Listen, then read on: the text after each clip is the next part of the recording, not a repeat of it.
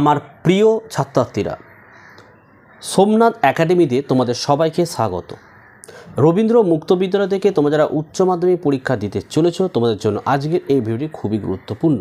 দেখো, আজকের এই ভিডিও থাকছে দেখো নাটক, ডাকঘর আর অন্ন চাই প্রাণ চাই, এই দুটো জায়গা থেকে এমসিকিউ এবং এসিকিউ এর গুরুত্বপূর্ণ প্রশ্ন এবং উত্তর নিয়ে আলোচনা। এর আগের আমি তোমাদের 3টে পার্টের ভিডিও দিচ্ছি, গল্প, প্রবন্ধ এবং কবিতা থেকে 3টে পার্টের ভিডিও দিচ্ছি এমসিকিউ এবং এসিকিউ প্রশ্ন উত্তর সহ। অবশ্যই তোমরা দেখে নিও এই ভিডিও ডেসক্রিপশন বক্সে লিঙ্কে ক্লিক করে অথবা ভিডিও সেকশানে গিয়ে। এবং যারা এখনও আমাদের কাছ থেকে নোট সংগ্রহ করনি, স্বল্প মূল্যে প্রতিটি সাবজেক্টের নোটস, লাস্ট মিনিটের সাজেশন, লাস্ট মিনিটের শর্ট নোট সংগ্রহ করতে পারো নিচের হোয়াটসঅ্যাপ নাম্বারে যোগাযোগ করে। তো চলো আমরা ভিডিওটি শুরু করি। দেখো, ডাকঘর লিখেছে রবীন্দ্রনাথ ঠাকুর। তো এমসিকিউগুলো দেখে নাও। 1, ডাকঘর নাটক হলো, তো লিখবে সাংকেতিক নাটক। 2 নম্বরের প্রশ্ন, আজ খুব ভালো বোধ হচ্ছে, উক্তিটি করেছে, লিখবে অমল।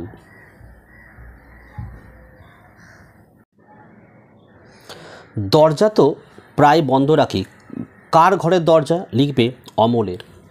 4, এ চিঠিতে কি লেখা আছে, কাকে এ কথা বলা হয়েছে, লিখবে মোড়লকে। 5, হ্যাঁ আমি খেপেছি, যিনি খেপেছেন তিনি হলেন, লিখবে ঠাকুরদা। 6, মোড়ল মশাই এ তো ডাকাত নয়, বক্তাকে, কি লিখবে মাধব দত্ত।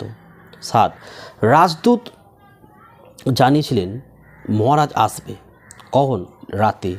8, তিনি সব চিনিয়ে দেবেন, কে চিনিয়ে দেবেন, লিখবে রাজ কবিরাজ। 9, আমি দেশে দেশে ঘরে ঘরে তার চিঠি বিলি করব, এখানে আমি বলতে বোঝানো হয়েছে অমলকে। 10, এ যা দেখছি এসব কি ভালো লক্ষণ, কি লিখবে উক্তিটি যার প্রতি করা হয়েছে এটা হচ্ছে কি ঠাকুরদা। প্রতিটি প্রশ্নের মান 1। এসিকিউ দেখো। 1, ডাকঘর কি জাতীয় নাটক, কি লিখবে ডাকঘর হলো সাংকেতিক নাটক। 2, ডাকঘর নাটকের কেন্দ্রীয় চরিত্র কে, লিখবে ডাকঘর নাটকের কেন্দ্রীয় চরিত্র হলো অমল। 3 নম্বর প্রশ্ন, ওর ঘুম এসেছে, এখানে ঘুম বলতে কি বোঝানো হয়েছে, লিখবে ঘুম বলতে অমলের জীবনে মৃত্যুর পথসার বোঝানো হয়েছে। 4, অমলকে কে বাইরে যেতে নিষেধ করেছে, কি লিখবে অমলকে বাইরে যেতে নিষেধ করেছে রাজবৈদ্য। 5, মহারাজ কখন আসবেন বলে প্রহরী জানিয়েছেন, লিখবে মহারাজ রাত 2 প্রহরে আসবেন বলে প্রহরী জানিয়েছেন। হয়ে গেল আমাদের। এবারে অন্ন চাই প্রাণ চাই, বিজন ভট্টাচার্য দেখে নাও। প্রতিটি প্রশ্নের মান 1। 1 নম্বর প্রশ্ন দেখো, চোরা বাজার যতদিন আছে ততদিন, এ কথা বলেছেন, উত্তর হচ্ছে বড় কর্তা। 2, বড় কর্তা নেমন্তন্ন করেছিলেন, উত্তর লিখবে 1000 জন।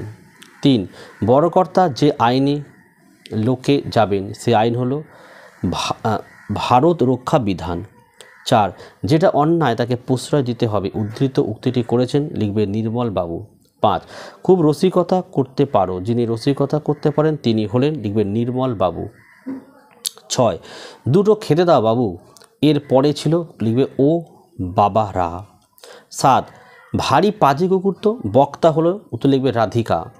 আর খুব যন্ত্রণা হচ্ছে না, এখানে যন্ত্রণা হলো বর্ণ পরিচয়।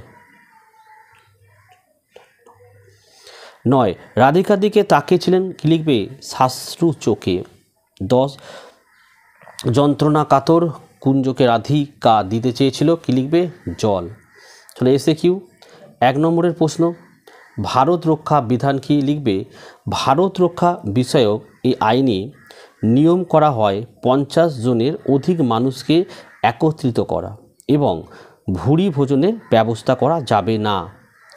নেক্সট 2 নম্বর, ব্ল্যাক মার্কেট কি, লিখবে সরকারি দৃষ্টি এড়িয়ে খোলা বাজারে নিত্য প্রয়োজনীয় দ্রব্য কেনাবেচাকে ব্ল্যাক মার্কেট বলে।